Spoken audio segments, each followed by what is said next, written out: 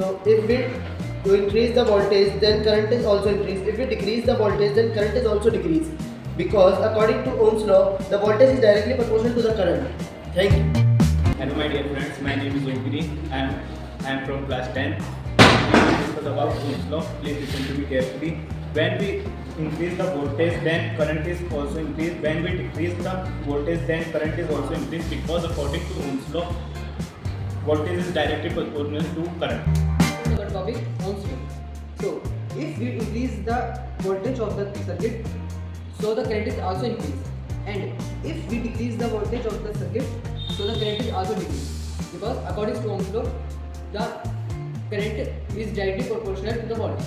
Thank you. If we increase the voltage, then the current is also increased. And if we decrease the voltage, the current is also decreased. Because according to Ohm's law, if current is directly proportional to the voltage. Thank you. Class 10. So the topic is Ohm's law.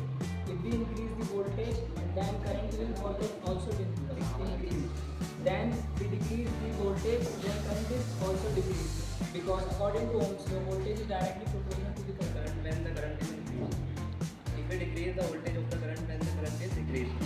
According to Ohm's law, directly proportional to the current.